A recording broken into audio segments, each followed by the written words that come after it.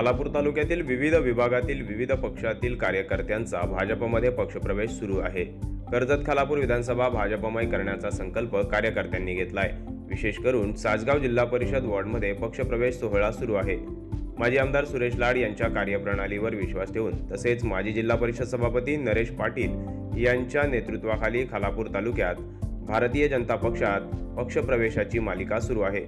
नुकताच उमरोली गावातील भोकरपाडा गावातील अनेकांनी भाजपमध्ये जाहीर पक्षप्रवेश केलाय।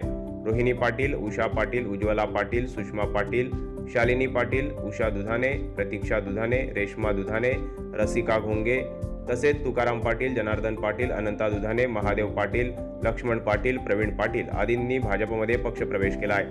तसेच यावेळी रोहिणी पाटील यांची खालापूर तालुका महिला मोर्चा उपाध्यक्षपदी नियुक्ती करण्यात आली आहे। या पक्षप्रवेश सोहळ्याने खालापूर तालुक्यात भाजपची ताकद वाढताना दिसतेय। दीपक जगताप, वृत्त मराठी, खालापूर।